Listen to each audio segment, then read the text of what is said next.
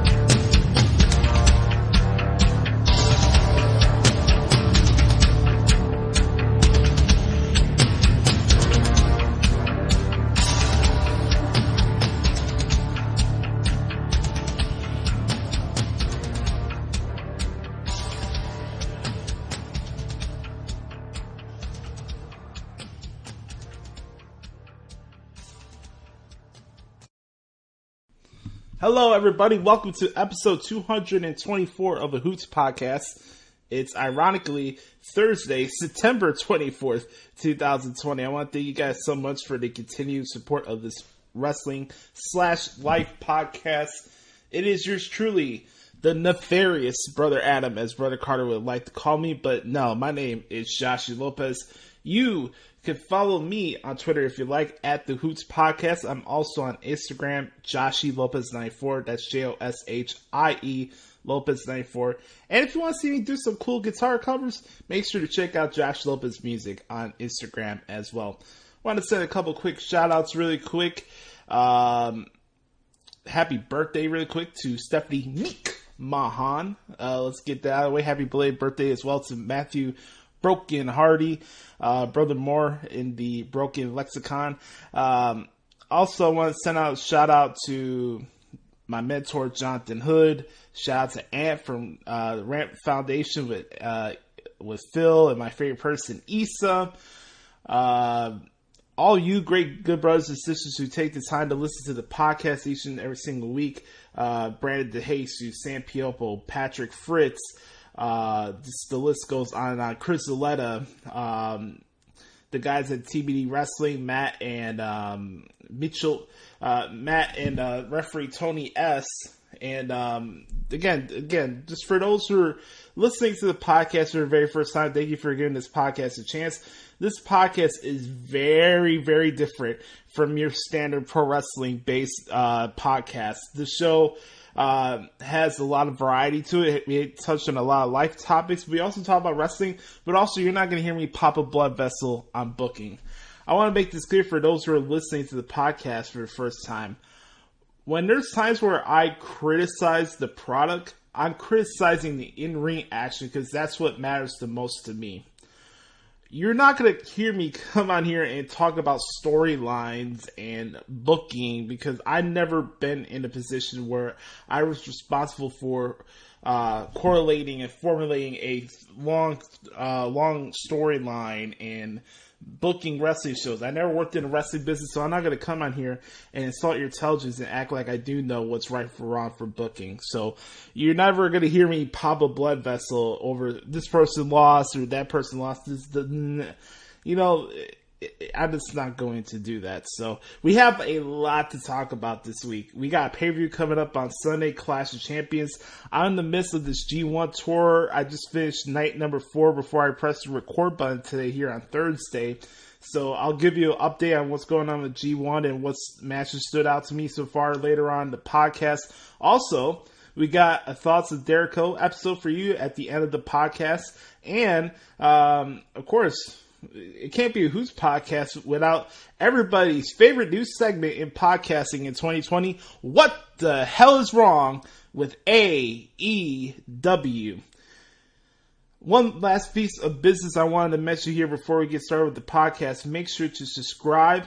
Leave us a 4 or 5-star review on Apple Podcasts. It really helps expand the reach of the show. And if you've subscribed to the podcast, whether it's Apple Podcasts or Spotify, you don't have to pay for anything, and you get every single episode to you free of charge. So make sure to support the podcast that way and bookmark ProWrestlingTranscriptions.com. That's my baby. If you need a place to check out all the results from all your favorite wrestling shows, if you don't have the time to catch up with all the products in the world of professional wrestling, your boys guys are covered at ProWrestlingTranscriptions.com. We have to start off with a little somber note really quick. I saw yesterday the unfortunate passing of Road Warrior Animal, Joe Laurinaitis, the brother of John Laurinaitis. As you guys know, Big Johnny, the former Raw and SmackDown general manager and executive vice president of talent relations. This is a very unfortunate passing. Joe died really young too. He passed away at the age of 60 yesterday. Don't know the actual cause of death or anything like that, but I just want to send my condolences out to the family of Joe Laurinaitis. it's just really sad to see a lot of these wrestlers you grow up watching and they're dying at young ages. And I think a lot of us wrestling fans succumb to the fact that we know that two things. We get into a form of entertainment that's not morally correct. Yet at the same time, we try to make it morally correct at times. That's another time for another time, but I want to keep it on this.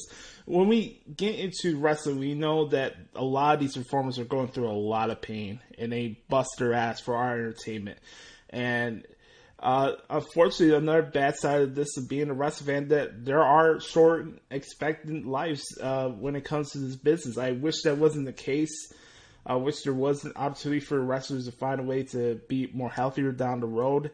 But there's a lot of pain that comes with working in this professional wrestling industry. And it just sucks. Stuff like that, it's always a reminder for you. No matter what's going on in your world, you got to be grateful for what you have. Keep the bonds with the people that really do care about you. And take things at one day at a time, because you never know if tomorrow's not guaranteed for anybody. And I just want to send my condolences out to his family. Always a big Legion of Doom fan, obviously. One of the greatest tag teams of all time, maybe the greatest tag team of all time, if you want to talk about draws and being heels and what a tag team really was. I know we always talk about the Rockers, the Rock and Roll Express, the Midnight Express, the Hart Foundation, so many different tag teams, the Hardy Boys, Edge and Christian, Dudley Boys. You got to put Legion of Doom, the Road Warriors in that list as well. And, Road Warrior Animal went into the WWE Hall of Fame as part of the Road Warriors in the class of 2011 in Atlanta, I believe. And, he was a tremendous wrestler. Hawk was the talker of the group, but Animal was the bruiser in the group. And, famous for the Doomsday Device and the cool shoulder pads with the spikes. And they had Paul Ellering as their manager. Road Warriors are one of the greatest tag teams of all time. Joe and Hawk met each other during their days in Minnesota. They're from this side of the country. I'm in the Midwest, for those who don't know. And they made their way through the AWA. They wrestled all around the United States, had stints in Mid-South stops in the NWA. All these different promotions, even in Japan, they've wrestled out there as well. Road Warriors, like I keep mentioning, they're one of the greatest tag teams of all time. This really brought me down yesterday when I saw the news. It's one of those things, it's becoming more of a common occurrence now in these days that I'm waking up to news of more and more celebrities dying. I don't know how to feel about that. It's just been numbing to see. And also, I want to send my condolences out to the family of Gale Sayers, the legendary running back of the Chicago Bears, Pro Football Hall of Famer. Unfortunately passed away yesterday at the age of 77 after a long battle with dementia. So my thoughts are with Joe Laurinaitis and Gale Sayers' families. You guys would be missed. So let's keep the positive groove going. I don't want to dampen the mood the entire show here. So really quick, I want to send a shout out to 3 people right quick. Chris Saletta, the good brother Nate the Great at Psycho Nagiri on Twitter, and King HR, who you heard on this podcast feed before. They sent me a bunch of questions. And going forward, I'm looking forward to doing more of these Q&A segments in the beginning of the podcast, kind of like our monologue portion here, because there's a lot of times where I'll look back at the show that I record, and there's certain things that I wanted to hit on, but I forget just because I'm trying to remember so many things that I wanted to express to you guys, and I don't want to keep you here for 3 hours or stuff like that. Sometimes I did the shows with Bert Carter and go over 2 hours or something like that, but the show went that way.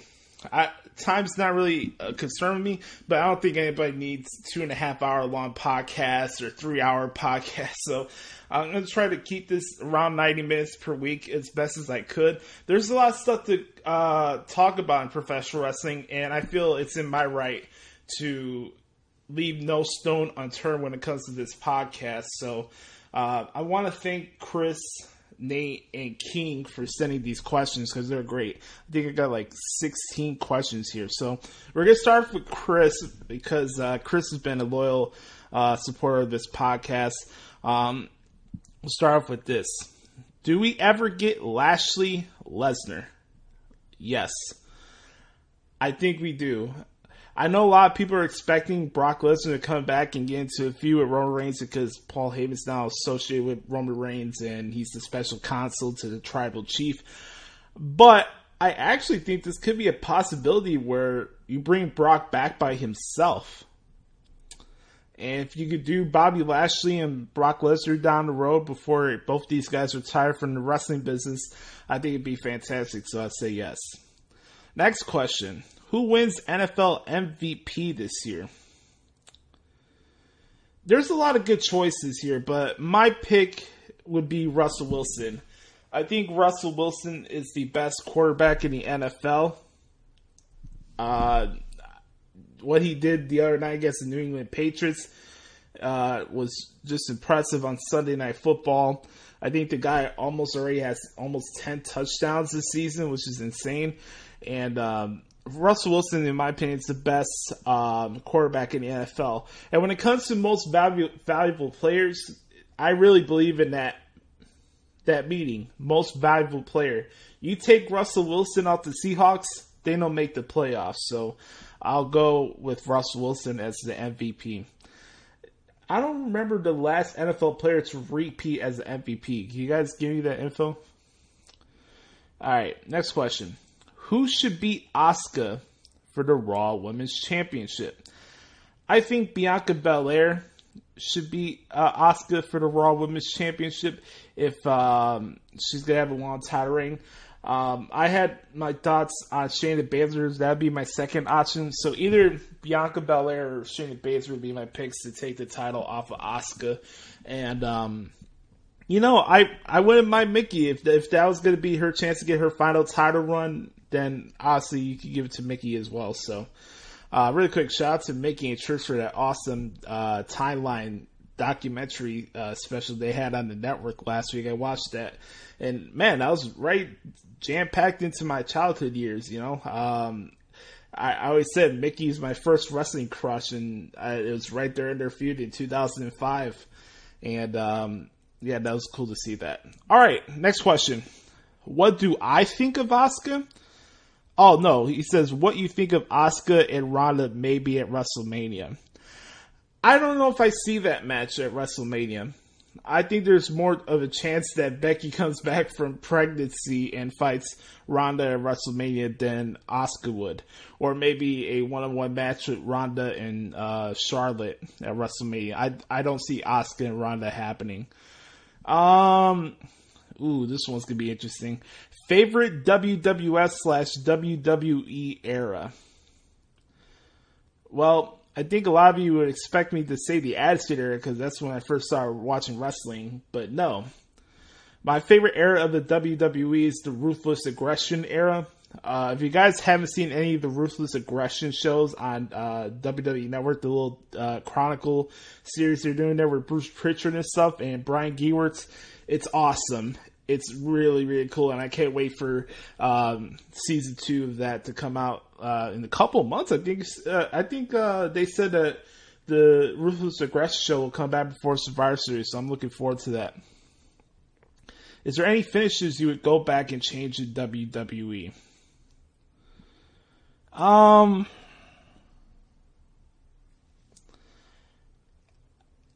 Man, that's a good question. This is where we get into tipsy waters here, because I want to make this clear with everybody. Like, you be a fan of how you want to be a fan, right? But I feel like a lot of us allow our fantasy booking of what we would do with certain angles clout our judgment of the actual storytelling process that's actually happening in these shows. Now, I'm in the position where I break it down these shows, and for me, I'm getting a better understanding of why these promotions do what they do for certain feuds, certain matches. So my perspective from you watching at home with nothing on your mind. You're not responsible for writing out articles. You're not responsible for breaking down matches or promos. Me and you are in a different wavelength. So I could bring a different perspective on here for this podcast, you know? I have a bigger picture outlook in the business than just micro, okay, this person lost, this was the wrong decision, yada, yada, yada. So for me, it's just very, very subjective. I don't know if I have one particular finish that I would change. Like, would I make additions to matches that happen over the years? Like, for example, I would add CM Punk with John Cena and The Rock at WrestleMania 29. Like, that, I thought that would be a good triple threat match, and that should have been the main event for that year's WrestleMania. So, finishes and booking decisions is something that I really don't lose sleep over with. I'm sorry, guys. I just don't. Has the Otis briefcase holding gone stale? Would it have been fun to book him as double champion with Mandy by his side? No, I don't think it's gotten stale. Otis is still funny and very entertaining. I just don't think Otis needed the briefcase. I mentioned that when he won the Money in the Bank briefcase after the pay-per-view. I love the concept of them fighting at WWE corporate headquarters. But I didn't think Otis needed the briefcase. And sooner or later, Otis will lose the briefcase to somebody. He's still entertaining. He's still cutting good promos. I don't think he's gone stale. Is it unfortunate that Mandy Rose got to be shipped off to Raw? Sure. But, you know, a lot of people are going ham on Miz and Morrison for their dirt sheet segment to start off SmackDown last week. And I thought that was really good because they're actually having a storyline about something that they want. Like, why would you be mad at Miz and Morrison for trying to come up with a scheme to get the Money in the Bank briefcase away from Otis? Wouldn't that make you want to cheer for Otis more? So, I don't think he's gone stale. And then we got two more here. Do you think the Bullet Club Elite story will ever get finished correctly, or is it too late? That just depends whether AEW and New Japan have a way to have a partnership with each other once the pandemic ends. Because for me personally, I don't care whether the Elite and Bullet Club have a feud with each other, because I already seen variations of that in New Japan when they disbanded guys or kicked guys out of groups, or other people are going to the WWE. I don't care whether the Elite or Bullet Club fight each other. By the way, the less that I see the Elite, the better we'll all be, in my opinion. And then last question from Chris. Chris, man, you killed it with these questions this week. Thoughts on The Weeknd and his music? I like The Weeknd. I'm not really into popular music or just general pop music today. I was when I was younger in the late 90s and early 2000s. But The Weeknd has... The Weeknd's very versatile. Obviously he's a good singer, and getting to hear his song "Blinding Lights," which was one of the WrestleMania themes this year, was really cool. Like that song got a lot of traction on radio, and I saw he did the song he played "Blinding Lights," a WrestleMania theme on the Jimmy Kimmel show. I think he did it on at the MTV Music Video Awards. The Video Music Awards. The Weeknd's very, very talented. I'm a big fan of his work. Other great songs like Earn It, Can't See My Face. I like The Weeknd. I enjoy his music. So those are the questions from Chris. Now we're going to transition to the questions from Nate the Great. Nate says, what do you think made the Shield so special? And will we ever see a stable be pushed / presented like that again as a group and individually? Well, what I liked about the Shield was the fact that they were brought in an era where it wasn't so fixated on perceptions of how certain characters are going to be booked. Like, your certain percentages here or there about, oh, this guy came from TNA, oh, he wasn't going to get a push, oh, this guy came from Ring of Honor, oh, they were going to make him out to be a joke or whatever. I thought the Shield broke that norm and broke that cycle and made that procession kind of passe. Yeah, are there times where NXT performers come up to Raw and SmackDown and there's unrealistic expectations thrust upon them because they get certain reactions from one side of the fan base and they don't for casual fans who don't watch NXT and read websites 24/7, 365? Sure, it happens. But that's the part of the entertainment business. Just because you do good at NXT doesn't mean you're going to be a draw on Raw or SmackDown.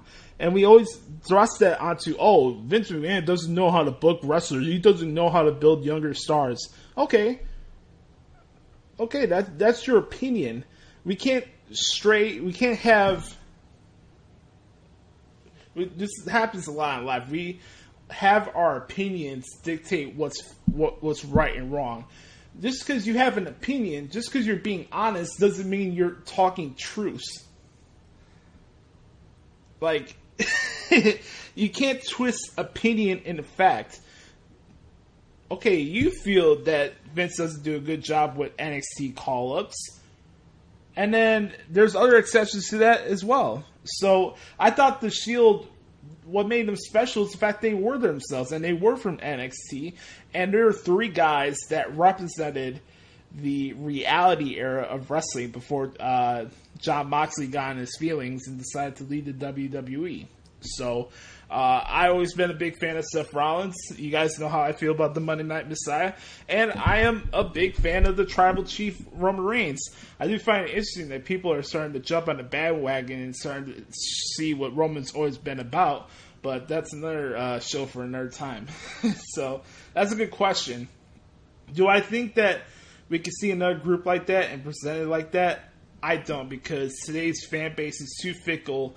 And one second they want long-term storytelling, and then the next they want to rush people into breaking up and moving on to the next thing and yada, yada, yada. So that'd be my answer for that. Here's a good question here. What does happiness mean to you? I think happiness for me is three things. I'm holding myself accountable, and that what I'm doing is showing through with what I'm doing with my life or my career. I think that's number one for me. And then number two is what does happiness mean to you? Just keeping a perspective that I can't lose sleep over things that I don't have control over. I'm a very self-aware person, so for me, Nate, it's like I don't go through life with feeling like I have somebody in the back of my head telling me, "Oh, something bad's coming, something bad's coming, something bad's coming." I don't go through life in that way. I understand we all go through bad days. Life ain't all rainbows and butterflies. We all have our good days and bad days. But happiness is just understanding what I am and why I'm doing things. If I have the proper reason and purpose, and I'm holding myself to a high standard, and I'm holding myself accountable for my mistakes and the things that I don't understand, then I think I'm on the right track. And I think that's the advice I give out for anybody. Like, you have to start forming your own identity. You have to start thinking for yourself. You got to start making decisions for yourself. Because just because you have family member that's blood doesn't mean they're always going to be there for you. So happiness has a lot of different meanings to me. But I really think keeping things in perspective is probably the main thing that keeps me happy. Because if I don't have context, if I don't have purpose, why am I here? You know? So I appreciate those questions, Nate. Those are great. And then the last 5 questions from King Ajar. Oh boy, here we go. Favorite rapper not named Christopher Wallace. Does Frank White count? No, I'm kidding. You know what? I'll probably say Eminem's probably my favorite rapper outside of Big E. It's either Eminem or Ice Cube. Yeah. Yeah, it's like a three-way tie with Ice Cube, Eminem, and Tupac. So that list my rapping list varies from week to week. So won't put too much stock on my rap evaluations, but I think Eminem is probably my favorite rapper outside of Biggie, and so that'd be my answer for that question. Favorite women's wrestling match ever. My favorite women's wrestling match ever was, I'll put this in two different categories. One that I saw in person and another one that I transcribed. My favorite women's wrestling match that I saw in person was Trish Stratus and Mickie James for WrestleMania 22. And my favorite women's wrestling match that I transcribed was... Man, that's a great question. I'd probably say Sasha and Bayley from Brooklyn. That's probably the best women's wrestling match I ever transcribed. I mean, I could add Charlotte and Rhea Ripley from WrestleMania this year. That was really high on my list as far as favorite women's wrestling matches. Charlotte and Ronda, Becky and Asuka, Sasha and Asuka as well, or Sasha and Ronda from the Royal Rumble. I thought that was a great match as well. But I think my favorite match that I saw in person for women's wrestling was Trish and Mickie, and then covering it, Bayley and Sasha. Shocker, guys, right? Favorite football player ever. Oh, man. I'm going to get some trouble for this shit. My favorite football player of all time was Brian Urlacher. I'm a Chicago Bears fan, and I can't believe I just said that with what Brian Urlacher's been saying over the last couple weeks. I don't agree with any of his politics or where he's come from with that. I just love Brian as a football player, and before he started getting into his feelings about politics, I just like Brian as a person. I heard him all the time about Waddle and Sylvie. He was a good dude. The teammates respected him. I thought he represented what a Chicago Bears football player was, and Brian was my favorite football player growing up. And I still have respect for him as a football player, but as a person, and him justifying that Nimrod that went out to wherever it was to shoot up people after the Jacob Blake incident, I can't respect that. All right, next one. What are the three things you look for in a wife? Number one, holding myself accountable. It has to be a do thing. Like, we always hear about partners having each other's backs and holding each other accountable for their mistakes, and like that just internal support system. To have a wife, I've never been married, but just from my observations and ones that work, your wife has to be your best friend. Your best friend is there for you for every single thing that you need in life. It's the person for you to vent.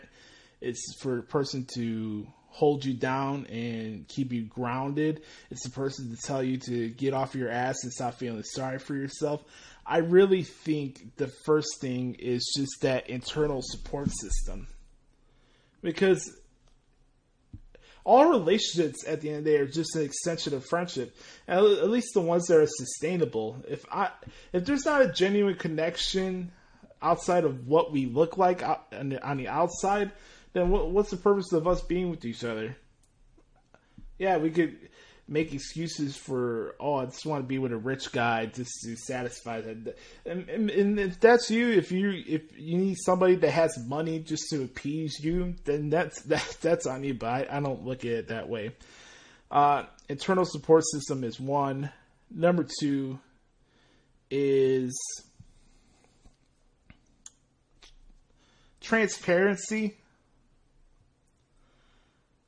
Like, if we can't be honest and open with each other about just real communication wise, that's just not gonna work either. So I'd probably say communication is number 2, and then number 3 is how's their soul, how's their heart. You know, what makes me connect to you that I want to spend the rest of my life with you. So I say having an accountable partner, number 1. Number 2 is good dialogue. And number 3 is your soul. Is there the actual connection there? Hell, any person could come on here and say, oh, for what I need for a wife, I need a wife with a big ass. I need a wife with big tits or whatever it is. That's not the thing. I mean, you could go to a local strip bar. You could go anywhere around the world to find that type of stuff if you just need sex out of it. But you talk about wife, you need somebody who's a part of your everyday life that you want. It's the one person that you actually want in your entire life, every single day, outside of the chances of you guys having kids, obviously. Those are the exceptions to the rule. So those would be my responses for that. And then number 5, kind of similar question to Nate. How do you cope with stress? Well, do I deal with stress? Do I have times where I feel anxiety, where I have anxiety and I'm having stress? Sure, everybody does. But I think for me personally, King, is that I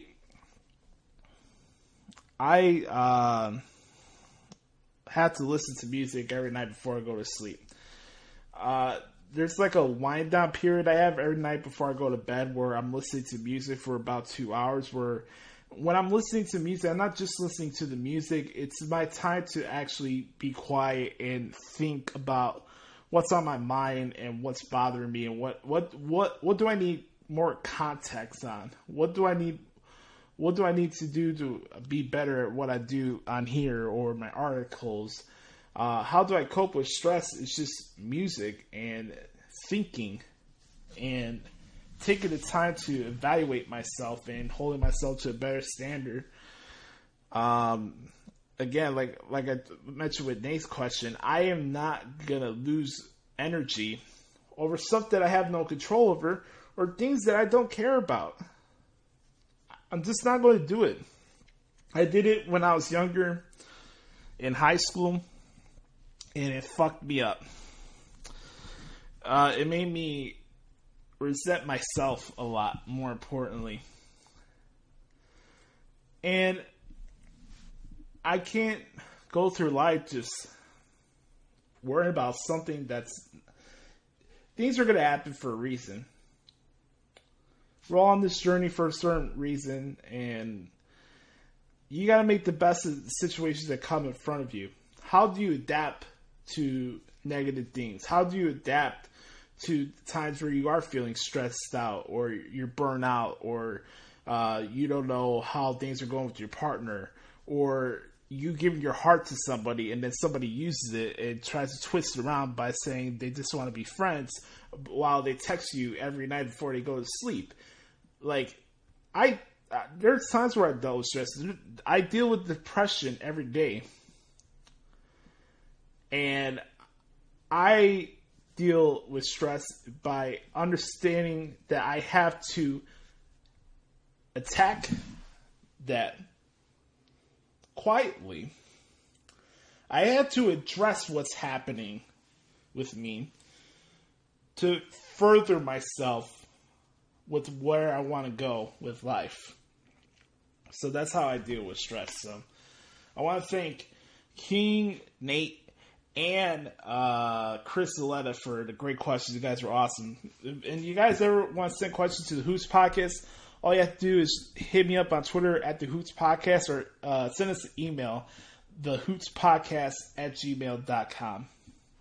So with that being said, I'm going to take a swig of water and we'll be right back and talk about what happened in this week in the world of WWE. All right, folks, we're back. Let's get into what happened this week in WWE.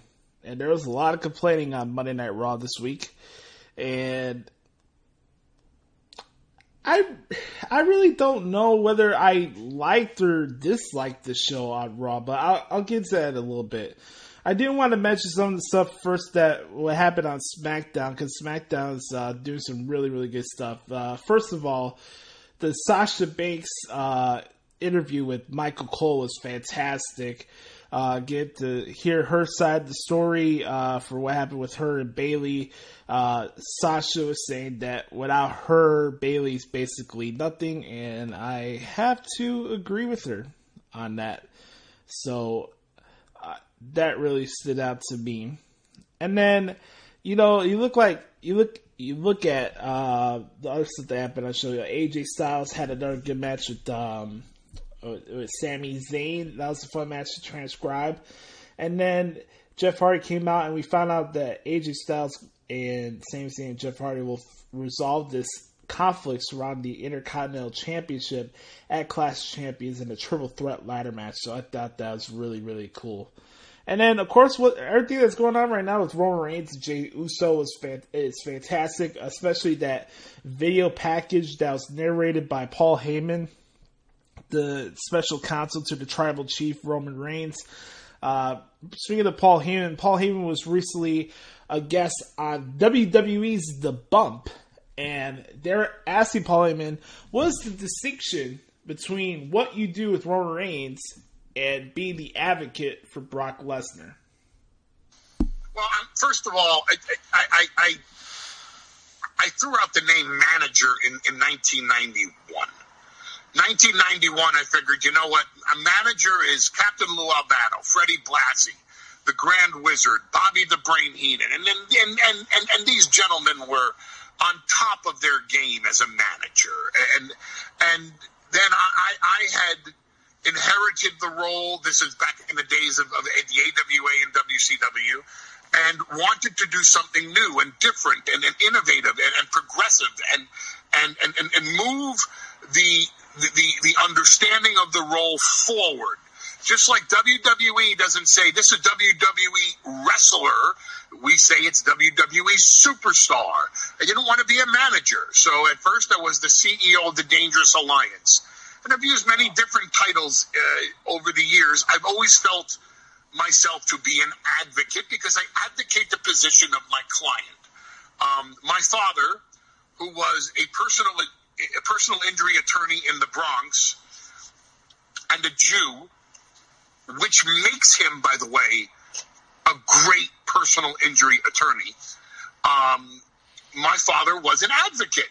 My father would stand in front of a judge and say, Your Honor, I'm just an advocate.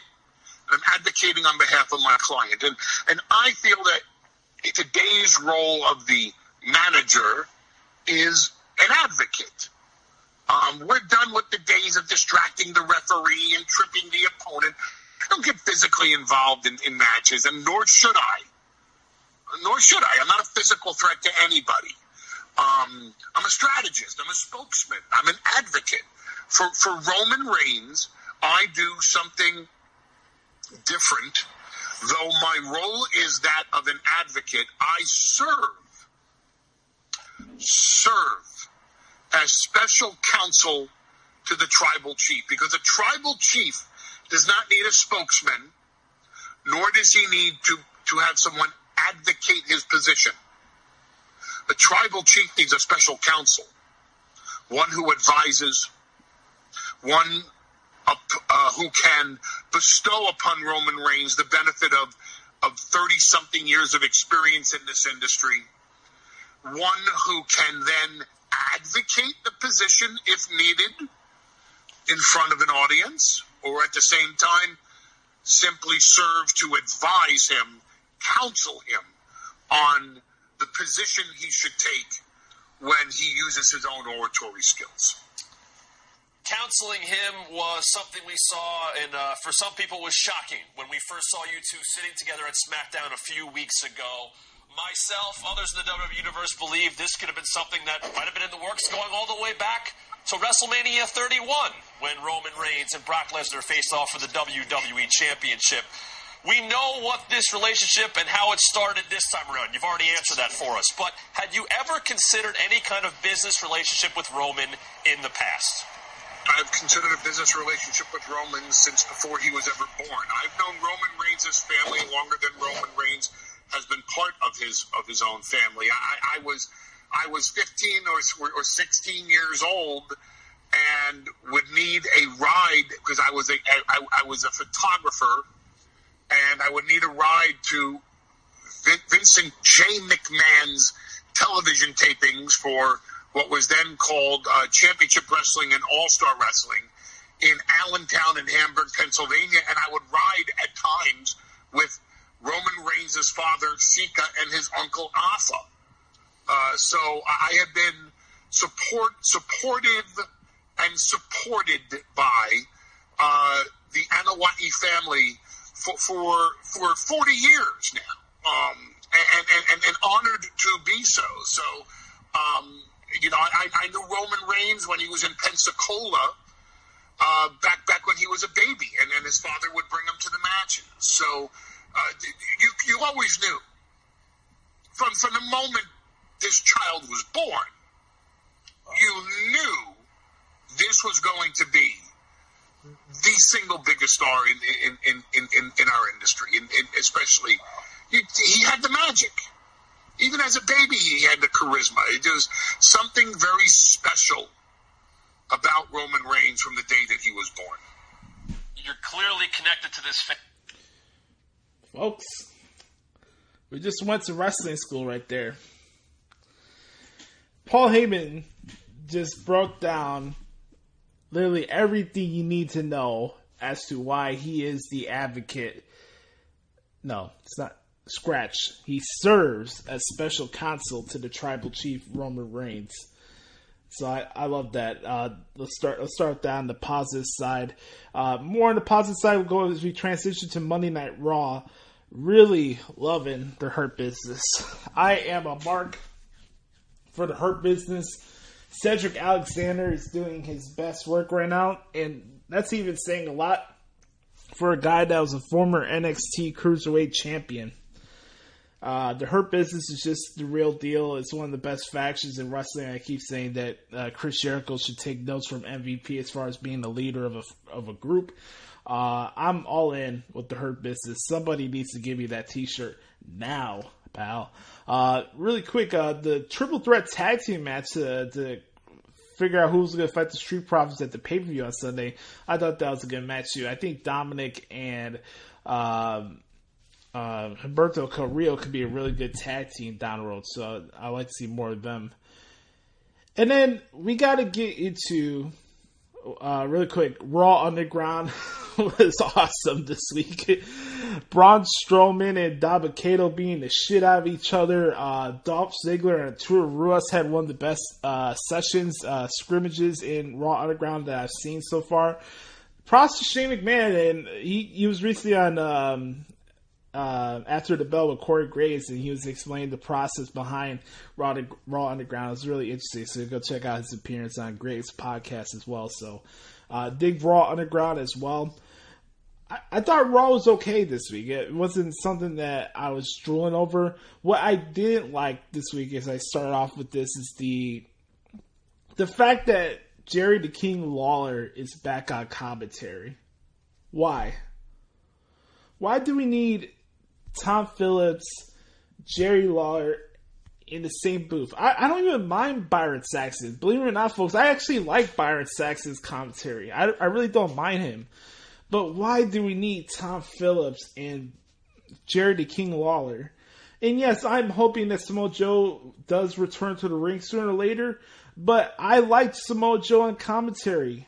Look, I like the appearance King had on the Broken Skull sessions with Stone Cold, but we don't need Jerry Lawler to be the lead heel play-by-play guy anymore in 2020. I just don't know why he's back, so I didn't understand that. And then we have two things that people are just really going on a soapbox about this week. Shocker! Somebody was going on a soapbox over something that happened on Monday Night Raw. Let's start off with this a little educational stuff here with Seth Rollins and Rey Mysterio. So, I think people continue to miss the premise of why these two are feuding with each other and why this has been a year-long feud. Oh, wait. WWE doesn't tell long-term storytelling. They don't do long-term story. Ugh, jeez, I can't spit out because it's ridiculous that I have to even mention this. Wow, WWE actually does long-term storytelling, but people don't actually pay attention to it. They don't. We've been so accustomed to feuds going for 3 months, and then we go to the next thing. I get it. We're in the ADD culture. I understand it. Some of you can't even stomach a month feud, let alone 2 months. These guys, in one way or another, have been feuding with each other since the Raw after Survivor Series. I keep saying this because this happened here. It was literally that Town Hall segment where you start seeing the changes with Seth Rollins, and he is transitioning to the Monday Night Messiah, and he's taking his big first batch of venom was towards Rey and talking smack about Dominic, because Dominic and Rey shared a moment at Survivor Series when they had the WWE title match with Brock Lesnar. And you look at that, it's it all starts there. And then we go to the moment after Becky makes her announcement that she's having a kid, right? And Rey's like, I know we've had our issues in the past, but congratulations, Seth. Like, he's being nice and cordial to Seth and congratulating him on becoming a dad. And then we get into the eye for an eye thing. And then Seth has a series of matches with Dominic and Rey, and we had this twist now with Buddy Murphy and Rey Mysterio's daughter, Aaliyah, which got brought into the equation this week. Look, I love what Seth Rollins is doing. I love the Monday Night Messiah. He's pissing you off with a purpose. The reason why this feud is continuing on is the fact that Rollins is keeping true to his word that he's going to make Rey's life a living hell. They have been feuding since May. This thing will conclude at Hell in the Cell.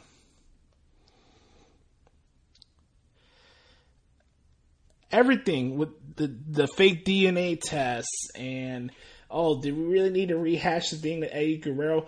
You guys are so narrow-minded on the approach of what happens on the segment without actually acknowledging the context of what's happening. We all should have knew Ross was making that up and joking around with Rey Mysterio's family. You really think you're going to try to rehash Eddie Guerrero's DNA test? If that was the case, Rey wouldn't mention that, oh, we've been down this road, we're not going to do this again. Pay attention to the actual story that's being told. Let me pull this up really quick. I'll pull this up from my article. You guys check it out, ProWrestlingTranscriptions.com. Seth Rollins is doing the best heel work on the mic in the business right now, and it's not even close. Let's write this down really quick, okay? So he says, you know what, Rey? You might be onto something here. Maybe I made a mistake. Maybe it's Aaliyah who's not your daughter. Are you sure that's really your daughter? Because that doesn't look like something a Mysterio would do. So Rollins has mentioned the fact that after the steel cage match, Aaliyah put her hand on Murphy trying to console him after he got his ass kicked by Seth Rollins. This is all window dressing. You know how this story ends?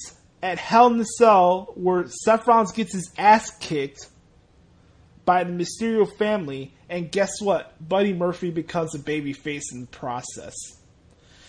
All this stuff, the DNA test, the eye for an eye, the gazillion rematches these guys had, it's all window dressing. That's why this feud's continuing, and that's why it's good. You guys live and die by what happens on these week-to-week television shows. What really happens, the stories that conclude, the good stories, are the ones that end at pay-per-views. Two things that happen. Mysterio family get their revenge on Seth Rollins at Hell in the Cell, or Dominic turns on his father. I just broke it down right there for you. Let's go to the next thing you guys are bitching about this week. Retribution. Supposedly the worst idea in the history of WWE. Really? Does Hayden ring a bell? Does Mordecai ring a bell?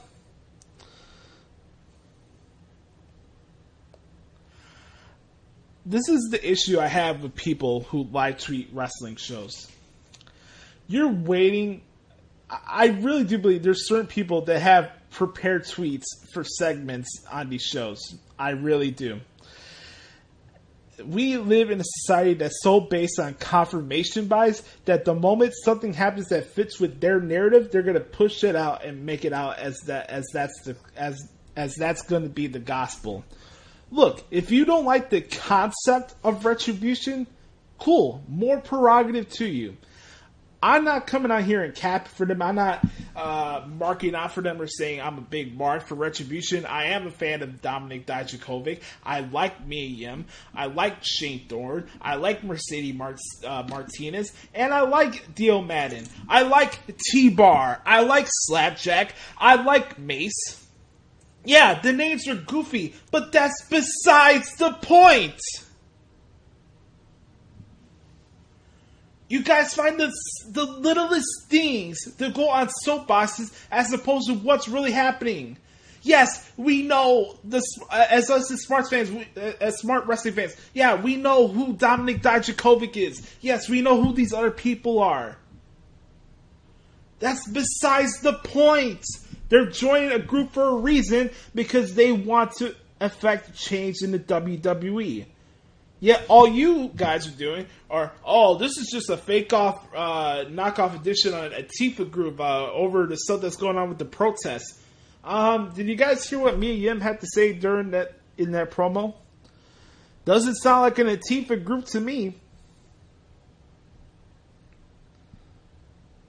What did Retribution say in their segment that's been wrong, or as opposed to anything you hear on any standard wrestling podcast? That WWE is a hellhole, that people are dissatisfied with the opportunities they're getting or not getting. The fact that more performers are there just to collect the paycheck as opposed to caring about the performance aspect of the business. They're mentioning everything that you guys pretend to act on social media that you hate about these shows, and it's bothering you because they're making a reflection. They're basically mocking you. That's what Retribution is. Retribution is cosplaying what you sound like and what you vent about on social media. I can't believe that really went over your guys' heads. Retribution is a reflection of all of you. Why did they got WWE contracts if they wanted to destroy the WWE? Why is it a coincidence that Adam Pearce is always screaming at security guards whenever Retribution does attack on Raw and SmackDown? He's behind the group! It's really not that hard to process. And if you're going to let a silly name like T-Bar and Mace and Slapjack ruin the overall presentation of what the group is, that's on you. Because you're missing the point. You've got these little things that, who really cares about a performance called T-Bar, Mace, and Slapjack? I get that. I'm not saying this Retribution group is great, but listen and pay attention to the context that are coming out of their mouth, and they're actually mentioning everything that you guys vent about on Twitter. If anything, you guys should be marking out for them because they're saying everything that you guys whine about every single week. So is Retribution really the worst thing that's ever happened to WWE? Or are you unable to acknowledge the bitching and vitriol that you produce on social media every single week? That's my question to you. With that said, we got to move on. Let's talk a little bit about the G1. Man, your boy is getting burned out. There's a lot of content right now with wrestling. I've been trying my best to type out these articles and get you G1 articles every single day. We're past the second wave of matches. The first two set of matches for the A block and B blocks. Right now for the leaders on both sides, we got Jay White on the top really quick for the A block, and Naito tied with Juice Robinson and Toriano for the B block. And there's been some amazing matches over the last week or so. I mean, where do we start? Ishii against Minoru Suzuki from Saturday. Just a freaking barn burner. Ibushi and Okada, tremendous match. Shingo and Jay White has had fantastic matches. I'm still riding with Jay White to win the G1. He beat Shingo and beat Ibushi yesterday. So Jay White's really picking up momentum. And then you go to the B block, you have Juice Robinson really having some really good matches to start off the gates. He beat it, was it Goto or... I'm trying to remember who he fought. Oh, he fought Yoshihashi on Sunday, and then he beat Kenta today on Thursday. So Juice Robinson got 4 points.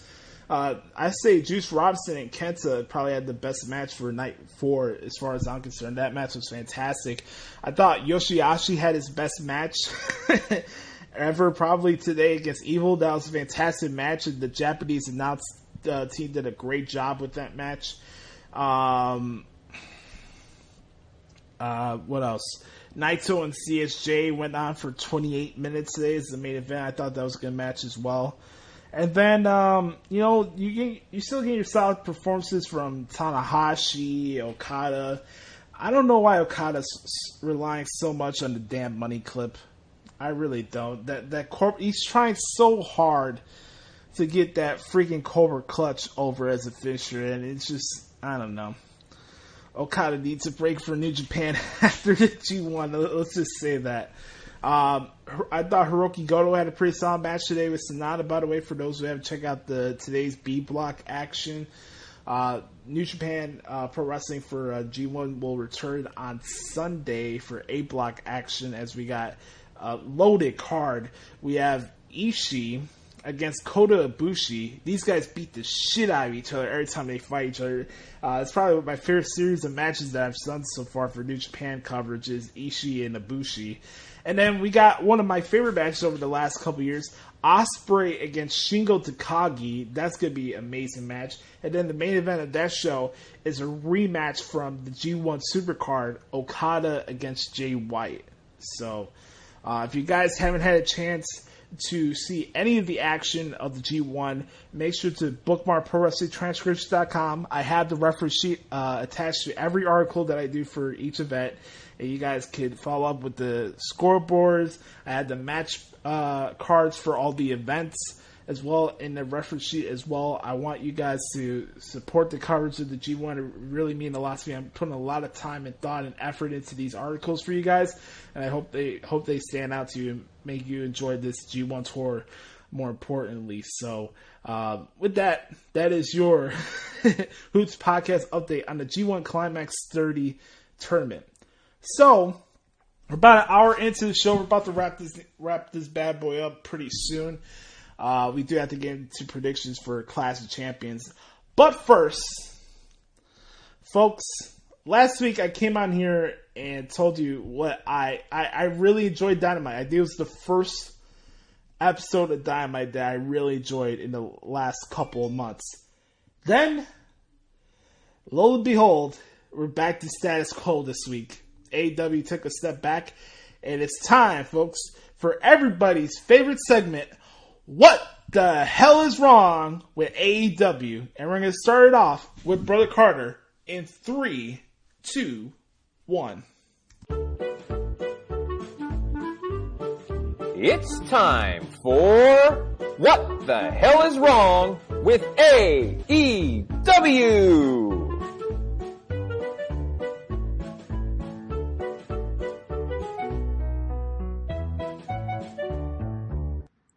What the hell is wrong with AEW?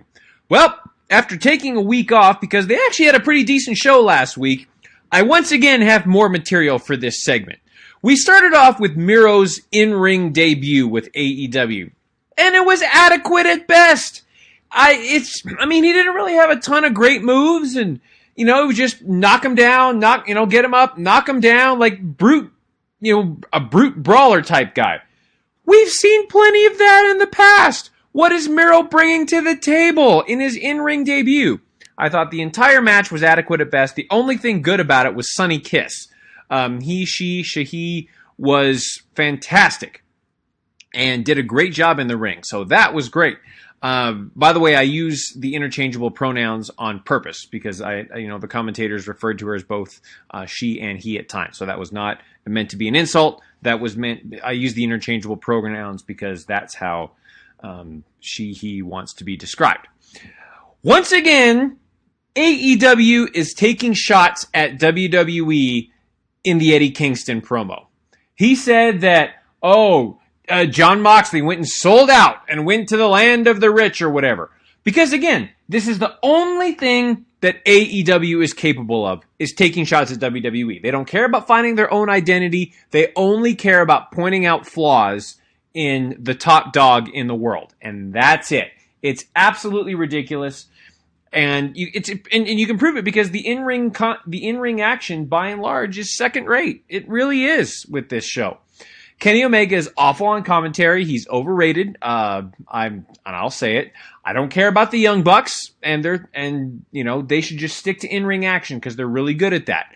But in promos and stuff like that, the Elite just doesn't do it for me. They really don't, minus Cody. Stick to in-ring action. It's what they're good at. All right. Then we get to Tully Blanchard. He's basically saying that he has creative control over the entire tag team division and that the rankings don't matter. He comes out and he says, well, now I'm going to dictate we're going to dictate who we face, and the 20-minute time limit thing is 20 limit brushes with greatness. It's not a draw. It's if they don't beat us in 20 minutes, then they don't win the titles. And then they don't get the victory. And then they're probably going to go out and cause disqualifications and stuff like that to keep the titles on them for a long time. Absolutely ridiculous. Tully Blanchard is making self-booker and saying that the rankings don't matter, even though AEW is trying to tout that. Ladies and gentlemen, the officiating in AEW is noticeably bad every week. Their timing is wrong, their movement is slow, and their cadence is inconsistent. A good referee should be unnoticeable in a match. If you're a good referee and doing your job, people should not care about you at all. And I hate to say that, but that's just part of the deal of being a professional wrestling official, is the focus is on the in-ring competitors, not the referee. When you're noticing the referee, it's a problem. And you can see, like, Rick Knox especially, it takes him a long time to get into place, start making the cover. It's absolutely, absolutely ridiculous. And that's all I'm going to say this week. The final match, you could say, what did Eddie Kingston do to deserve a title shot? But I really think it's because AEW had to pull an audible with what happened to Lance Archer and his COVID-19 diagnosis. We wish him all the best in his speedy recovery. But other than that, what the hell is wrong with AEW? This has been What the Hell is Wrong with AEW.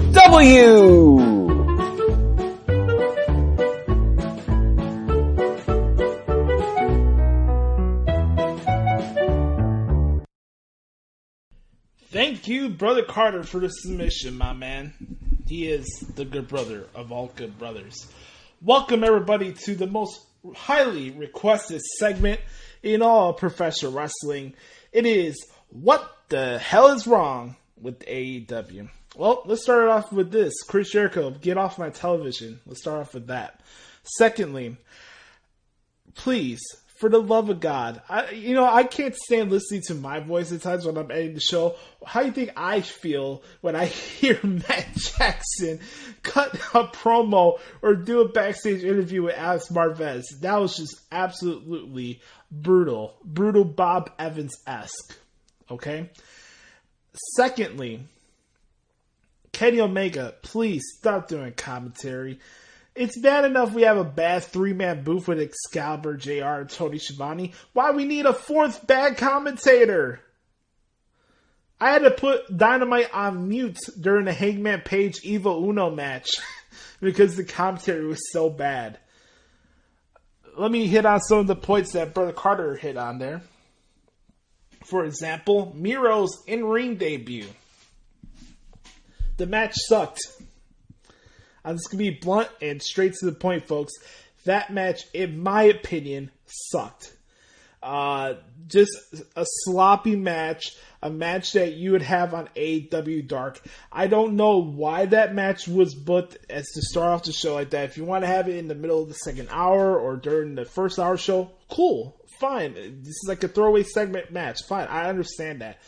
But I didn't see the purpose of why Miro had to fight Sunny Kiss and Jelly Nutella. So we have Miro, Times New Roman fought, Jelly Nutella, and Sunny Kiss. The only good part of the match was Penelope Ford standing at the ringside area. How about that? Let's start off with the other nonsense on the show. I'm sick of hearing FTR Cup promos.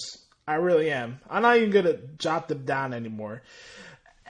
You're starting to see why the certain performers that didn't get storylines or promo time on television, you're starting to see why that's the case. First off, if you're going to have Tully Blanchard as your spokesman, just let him talk. I don't need to hear Dax Hardwood rambling and Cash Wheeler saying basically nothing every single week. FTR is a great tag team. They are great wrestlers. But I don't need to hear them talk. They don't say anything that means anything. So they're going to do this thing where they're going to have people fight them on television for 20 minutes and they could possibly get a shot at the AEW World Tag Team titles, I guess. I guess that's what they're going with there.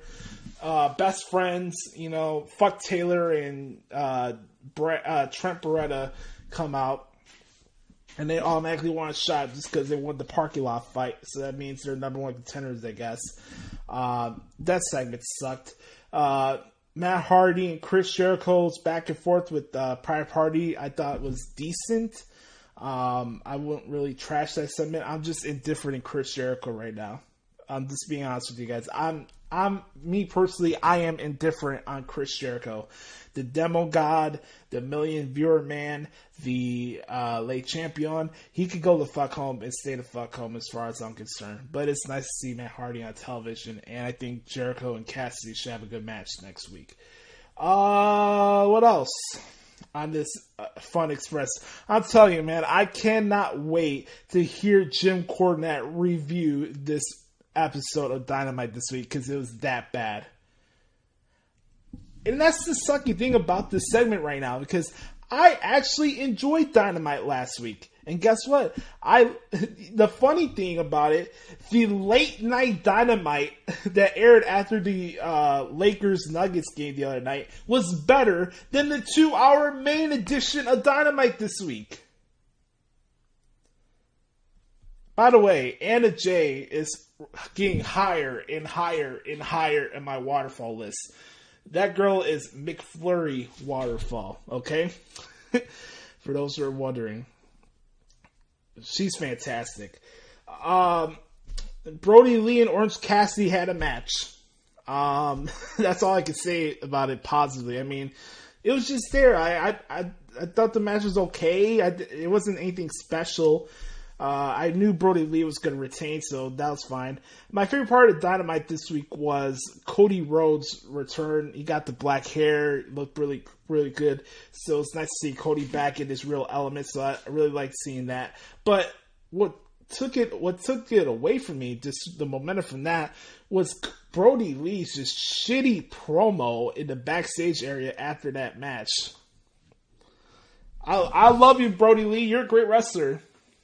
You're a great dude, but unless you're yelling at John Silver, I don't need to hear you talk, man. I'm just being honest with you guys. It's just, I don't get it. I don't get it.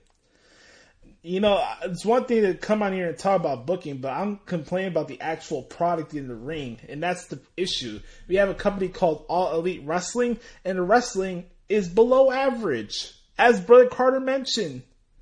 It's generic. I could see this type of wrestling any place around the world. What really makes AEW elite? I'm continuing to ask this question until AEW forms their own identity. So I'm sorry if I'm going to be sounding like a broken record, but I'm just shooting off the hip, guys. Like, this show sucked. Bad. What else? Guess what? You guys want a positive? Here's one. Thunder Rosa and Hikaru Shida had a pretty good tag team match with Diamante and Ivelisse. There you go. And then Jon Moxley and Eddie Kingston. And this is the thing I wanted to mention here because Brett Carter mentioned this as well. So to make sure that people don't remember the fact that we just saw a shitty 50-minute tag team match to kick off Dynamite, Tony Khan decides, with him in his fucking his outfit that he just came out of the beach, sitting in a grill position, like, you know what, Eddie, go out there. Chris, give him some lines about WWE. There you go.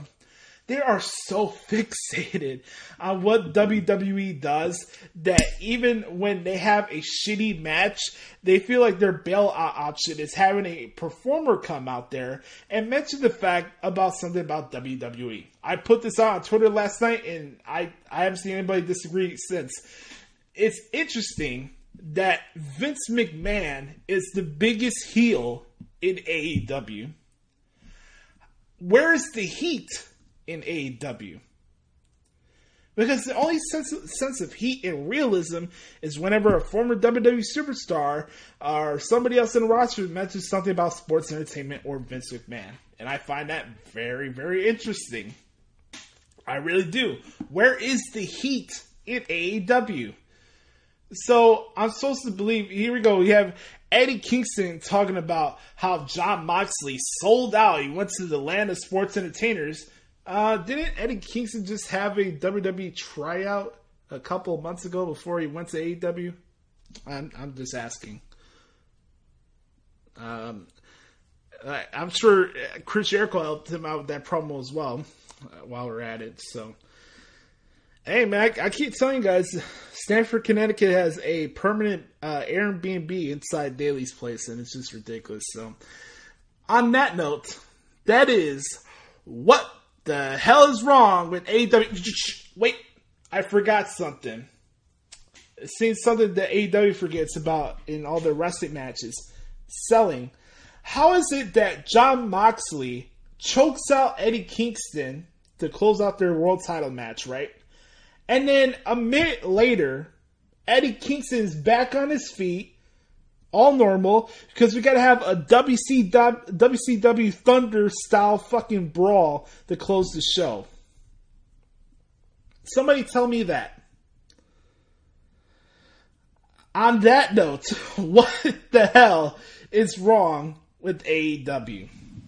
Alright, we're finishing up here. We're hitting the final portion of our podcast this week. We gotta make some predictions for Clash of the Champions. Or the champions. They'll have clashes, if you will. make sure to wait towards the end of the podcast because we have a brand new episode of the Thoughts of Jericho for you guys at the end of the podcast. So be on the lookout for that to hear Brother Carter's predictions for the pay-per-view. You know, we're actually planning to have Brother Carter on the show this week to do like a reunion video podcast for you guys, but our schedules weren't able to line up, so that's okay. We'll figure out sometime down the road, and hopefully we can have another Brother Carter and Brother Adam Fun Fest. So here we go. I'm going to speed through this so you guys get out of here. Have you enjoy the rest of your weekend. Here's my predictions for Clash Champions. We're going to go from the bottom to the top here. Bobby Lashley against Apollo Crews for the United States title. I got Bobby Lashley retaining. I have Asuka retaining over Zelina Vega. By the way, I thought Zelina had a very, very good match with Mickie James on Raw this week, so nice to see that. I do think we see the end of Andrade and Angel Garza this weekend as they will lose to the Street Profits for the Raw Tag Team titles. I have Sami Zayn. No, I actually have Jeff Hardy retaining the Intercontinental Championship in the ladder match. That's going to be a fun match to transcribe. Got Cesaro and Nakamura against the Lucha House Party for the SmackDown Tag Team titles. I got Nakamura and Cesaro retaining there. By the way, for those wondering, Asuka and Zelina Vega will be on the kickoff show, so just want to let you guys know that. Shayna Baszler and Nia Jax will lose the Raw the WWE Women's Tag Team titles to the Riot Squad and Liv Morgan Waterfall. I have Bayley retaining over Nikki Cross for the SmackDown Women's Championship. Really quick, big shout out to Randy Orton for his promo on Monday Night Raw this week. Fantastic stuff. I'm really looking forward to the ambulance match with Drew McIntyre and Randy Orton, and I think they're going to have a really, really good match. I actually have Randy Orton becoming the WWE Champion this Sunday. I really do. So I got Randy Orton winning there, and then finally, Roman Reigns and Jey Uso for the Universal Championship. Jey Uso also had another good appearance on the bump this week. You guys should go check that out. Jey Uso's done a wonderful job as we're leading up towards this match on Sunday. And we saw what happened last week after the Simone Street fight. Jay's parading around with the title. He gives the title back to Roman. Jay's walking up the stage, and we see that change in the trance of Roman Reigns as that happened. And that was really, really cool. So we all know what's happening here. The Tribal Chief is going to straight mollywop Jey Uso on Sunday, and Roman Reigns will still remain your reigning, defending, undisputed Universal Heavyweight Champion of the world. So got Roman Reigns retaining. So really quick, so I can scroll down this and do this properly. I have Bobby Lashley retaining. I have Asuka retaining. I have the Street Profits retaining. I have Jeff Hardy retaining. I have Cesaro and Nakamura retaining. I have the Riot Squad becoming the new Women's Tag Team Champions. I got Bayley retaining. I got Randy Orton becoming the new WWE Champion. And finally, I got Roman Reigns retaining the Universal Championship. So those are my predictions for Clash of Champions. What are your predictions for Clash of Champions? Leave your predictions for Clash of Champions in the review section on Apple Podcasts. I'll check those out later on throughout the week and give you a shout out on air if you do that. Also, I want to say thank you so much, guys, for checking out episode 224 of the Hoots Podcast. I really do appreciate the support. We are 7,000 listeners away from reaching 200,000 on Anchor, and that could not be done without each and every single one of you, so it really means a lot to me. Then you guys care about what I have to say about the world of professional wrestling. I'm not an analyst. I'm not an expert. I'm a professional broadcaster, and I love the pro wrestling business. And I hope you gain some context, and hope you guys enjoyed the pay-per-view on Sunday. I hope you guys are enjoying the action from the G1 as well. I'll have all those articles for you at ProWrestlingTranscriptions.com. You can follow me on Twitter at the Hoots Podcast. I'm also on Instagram, Joshie Lopez 94. That's Joshie Lopez 94 on Instagram and at Josh Lopez Music as well. Thank you to Brother Carter as always for the help as well for his pre-recorded segments. And don't forget, folks, leave a 4 or 5 star review on Apple Podcasts. Subscribe so you never miss an episode. And tell a friend about the Hoots podcast. And more importantly, as I head out here for this week, remember, folks, be the authentic product that is yourself. You're living life on your own terms, and you set the path of your life. Only you and God have that power. Nobody else. Just remember that. Always be the authentic product that is yourself. I love you guys. Hope you have a wonderful weekend. Enjoy Clash of Champions. Enjoy the G1. I'll be back here next week to review the Clash of Champions. And have a wonderful weekend. I'm Joshie. Yes, sir. We're going to head off right now to Brother Carter for this week's edition of the Thoughts of Jericho. Talk to you guys next week. Yes, sir. And now, the Thoughts of Jericho. Listen well, man.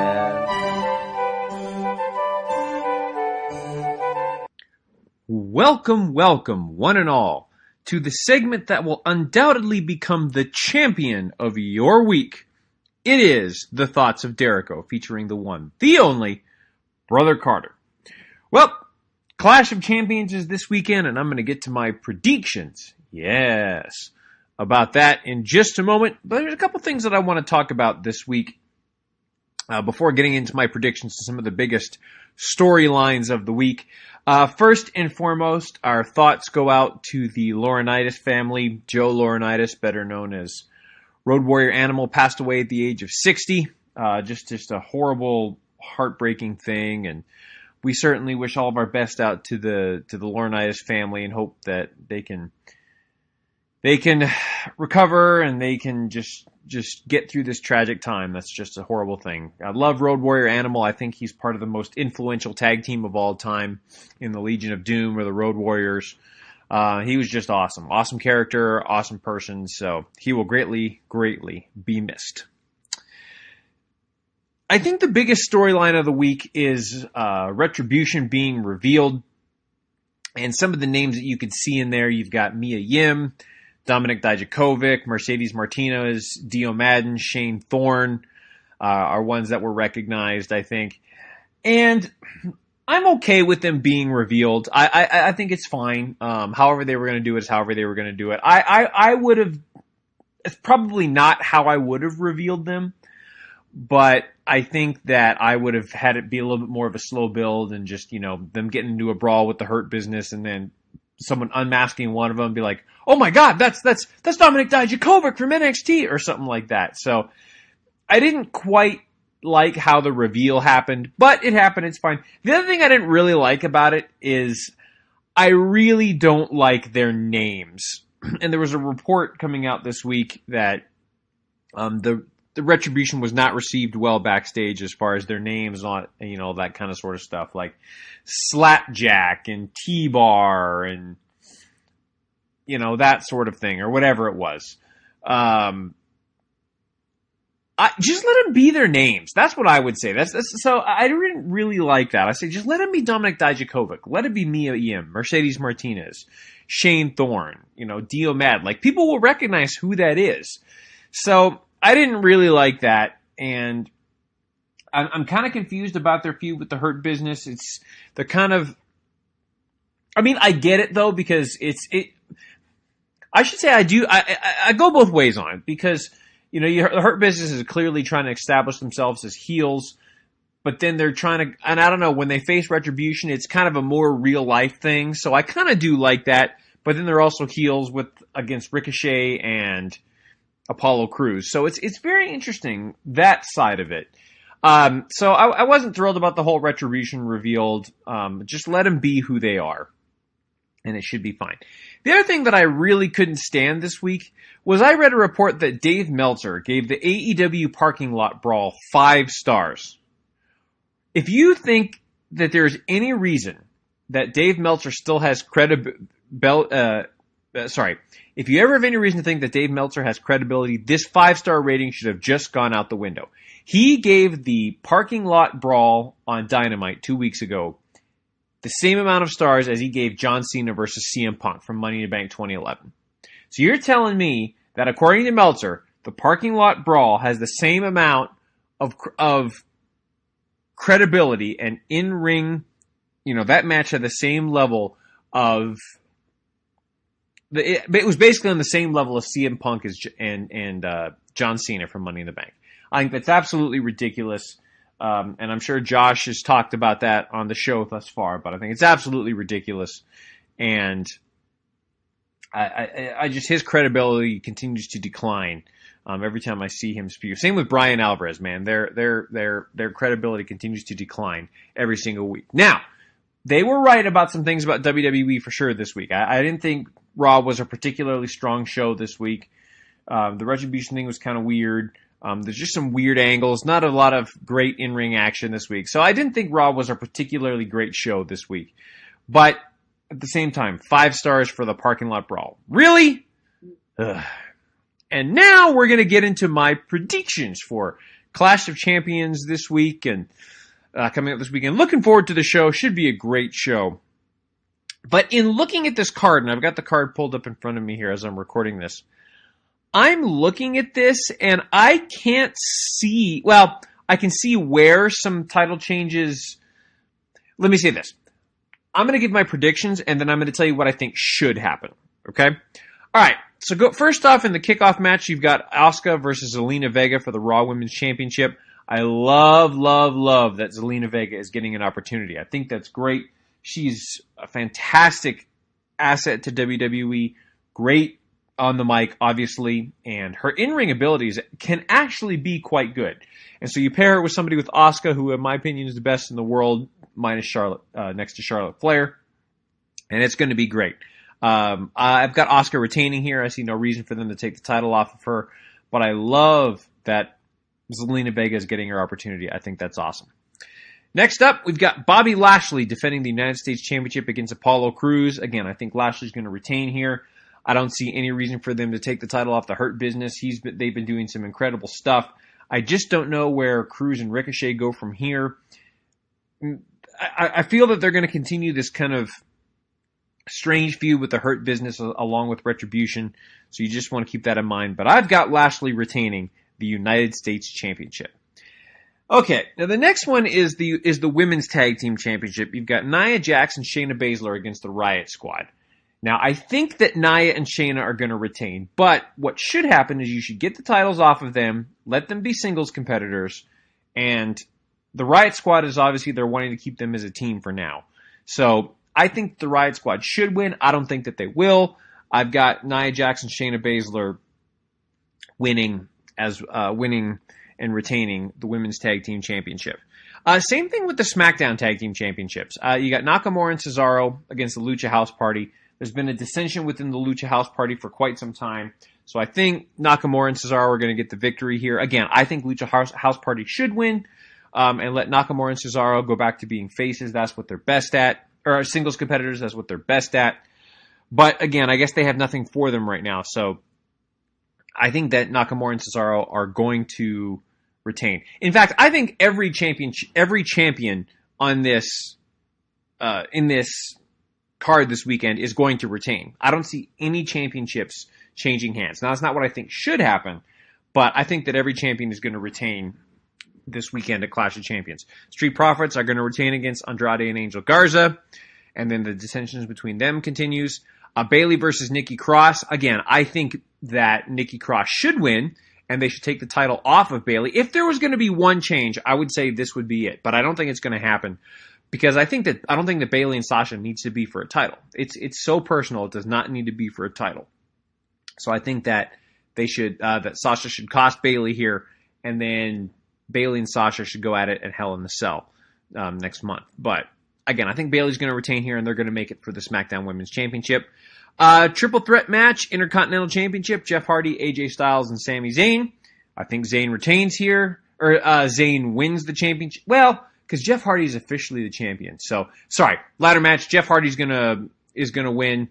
And then they can get some one-on-one matches between Hardy and Zayn, and then Styles can do whatever it is he's going to do. I've heard rumors he's going to go over to Raw to get away from Paul Heyman. I don't know if there's any truth to that, but we'll see what happens with that. But I think Jeff Hardy, who is recognized as the Intercontinental Champion, will retain the title. Universal Championship match, Roman Reigns versus Jey Uso. Obviously, Reigns retains here, but I'm glad that Jey Uso is getting his shot. I think they're doing a chronicle about him, if I saw correctly, so that's going to be awesome. I think that I'm really happy that Jey Uso is getting his opportunity. He's been great over the past couple weeks, so we will see what happens with that. And then finally, the ambulance match between Drew McIntyre and Randy Orton. Sorry, I lied. I think Randy Orton wins the WWE or the Universal Championship here. The WWE Championship, excuse me. I hate to say it because I wanted McIntyre to get his opportunity to have his moment in front of the live crowd. But he will have that, and he will become WWE Champion again in the future. I think this is the time Orton's going to take the title off of McIntyre, whether it's by hook or by crook. I don't know if it's going to have something to do with Keith Lee. I don't know, but I do believe that Randy Orton will be your new WWE Champion after Clash of Champions. And those are my predictions for Clash of Champions, and this has been the Thoughts of Derico. Really looking forward to the show this weekend. My final thought is keep fighting the good fight, folks. Whether it comes to the global pandemic, the natural disasters, the social justice issues, everything that's going on in 2020. Keep fighting, folks. We're going to get through it. Wear your mask. Everything is going to be okay on the other side. This has been the Thoughts of Derico. You're smarter now, man.